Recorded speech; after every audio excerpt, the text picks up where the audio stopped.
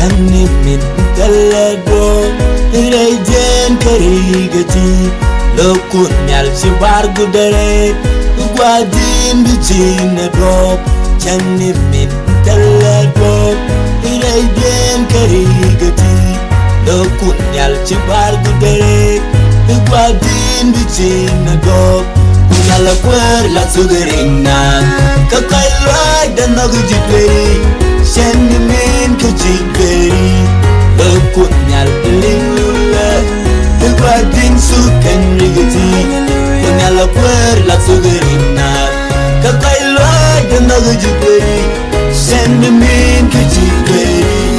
Lokun nyal lingula Gwadin sukan rigati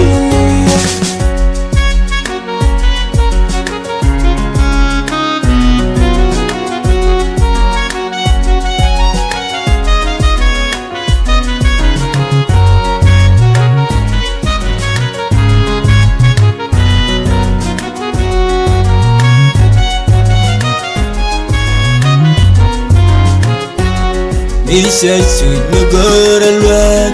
Kunyal bujin alwat Ladu kunyal jantal lapar Curi dan yalkan kelun Misha sui nugur alwat Kunyal bujin alwat Ladu kunyal jantal lapar Curi dan yalkan kelun Kunyal lakwar la sugarina Kakai luak dan nagu jiberi Chani min kajiperi Lokun nyal lingula Gwadin sukan rigati Kunyala kwer la sugarina Kakailwa dan nagujiperi Chani min kajiperi Lokun nyal lingula Gwadin sukan rigati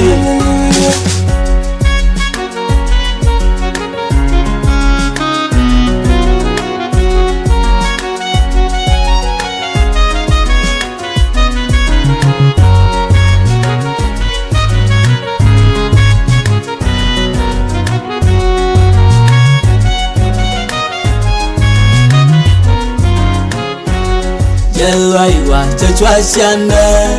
Gwadin wid wang na lugu Chodo kunyal di chalino Jelai malke na koy Jelai wa chachwa shana Gwadin wid wang na lugu Chodo kunyal di chalino